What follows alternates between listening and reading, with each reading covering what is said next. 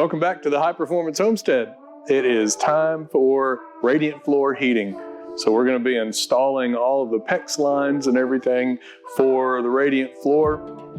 We're going to attach that all to the rebar that we laid out last time, and we'll hook all that up to a manifold. So this takes a little bit of planning.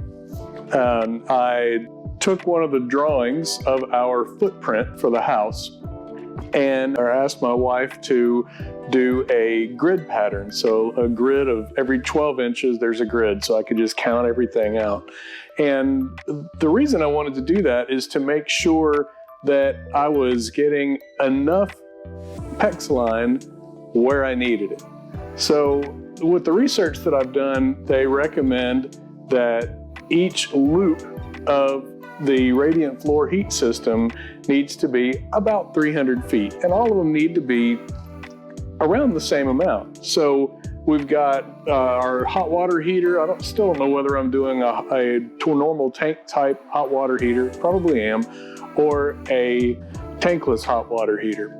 So if we're doing a hot water heater, the tank style, then we'll come out of that. It'll be somewhere around 110 degrees Fahrenheit. It will go out through one part of the loop, go snake around wherever we've got it in the concrete, and then come back, and then goes back to the tank. So typically, from what I've read and understand, it'll go out somewhere around 110 degrees, come back around 85 degrees.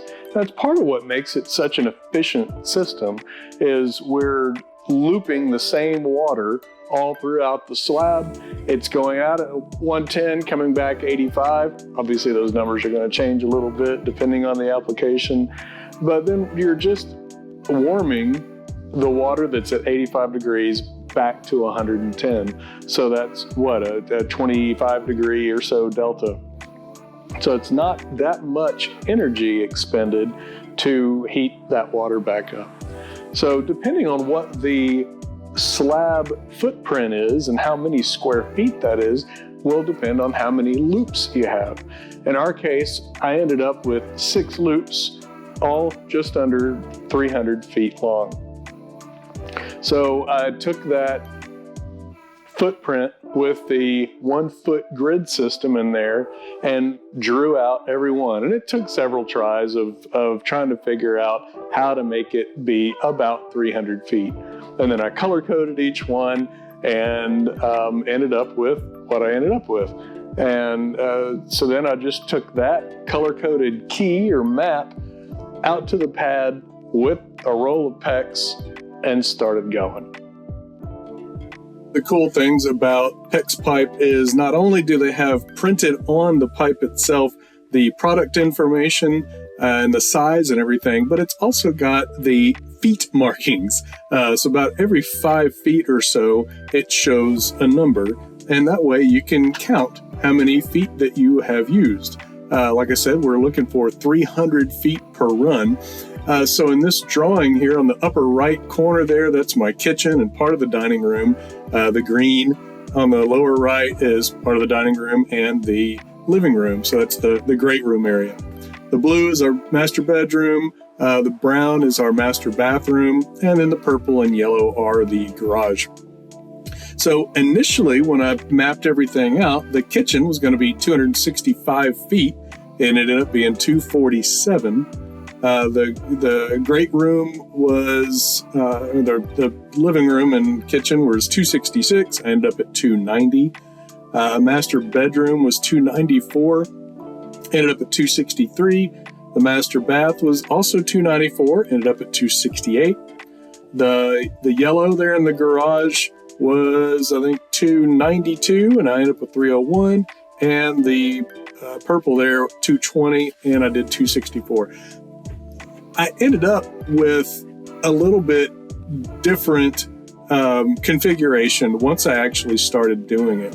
So I didn't really want that pink to go over to the garage. I didn't want the brown to go over to the garage. So I kind of reconfigured things and finally ended up with this, using a total of 1,633 feet of PEX lines.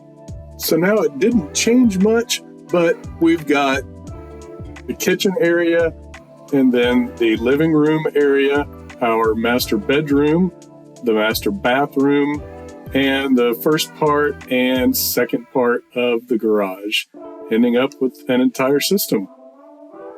So now I get to rack my brain, since I did the foundation map in 12-inch increments, yet all of my rebar is in 16-inch increments. I've got to figure out how to make that work. So I started out with this 1,000-foot roll of PEX, and I just used zip ties to tie it to the grid system there. Just came on out and unrolled each one of them, unrolling it like a spool, and going back and zip tying it, as you can see there. I was able to lay it down pretty flat using the way I was uncoiling it and using the zip ties, but also knowing that I was going to be using a welded wire mesh over the top of all of this. So I used a 6x6-inch squared remesh on the top of all of it, just to kind of give a little bit more structural support to the slab and somewhat to protect the PEX a little bit from the fellas that are going to be doing the concrete. I tried to leave spaces where I knew walls were going to be, so that whenever I put down either anchors or nails, that I wouldn't puncture the PEX lines. So after I'm done with this, I end up pressurizing the whole system to 40 pounds and letting it sit for 24 hours. I didn't have any leaks or anything, and then it'll get pressurized for the concrete too, to show any leaks if the guys puncture it or anything like that. If there's any punctures, either once the concrete is laid or afterwards, there's really no fixing it. You're not going to be able to use at least that loop of the line. But so far, so good. You can see that they're all ending and starting right here at this footer going there, and that's where we're going to put the manifold. I've marked every end of each line going in and out with the color, the pink, pink, blue, brown, yellow, purple, so that I'll know which one is which once I get it hooked up to the manifold.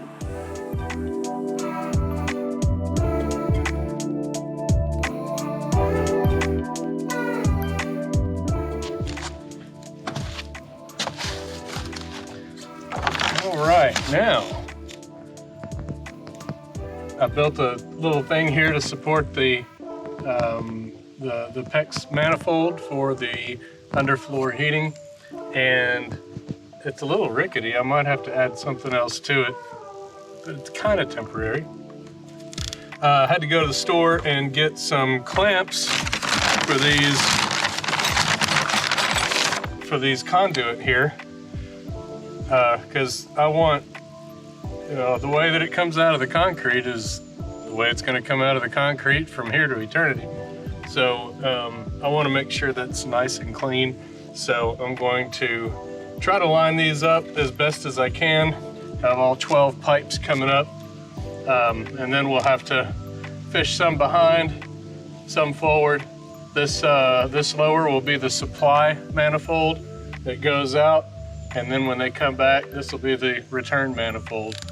So I also got some fittings to be able to do the pressure test when we're done. So we'll be able to got a Schrader valve, so we'll be able to pump it up with some air and let it sit and see how she does.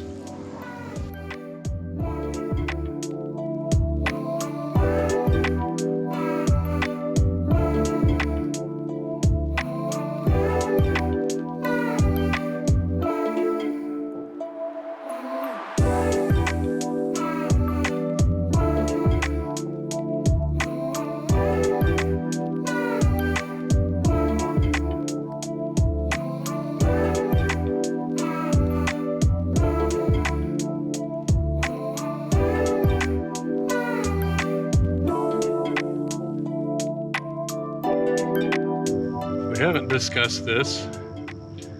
These are compression fittings. We have this little ferrule with two tapered ends on either side, and it's split. It goes over the pipe, and then this nut squeezes it up against this portion here, closes that gap, squeezes, compresses, and makes a really good seal. And it helps to have these little grooves right here on the inside of the pipe to squeeze against. So it makes a pretty good watertight connection.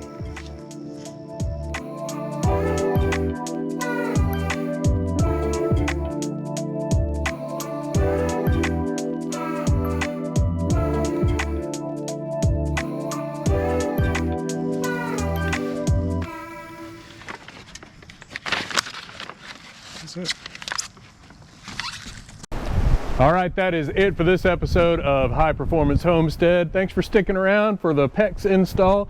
And we are very close to putting in some concrete. We got a couple more items left to go, but I appreciate it. We will see you next time.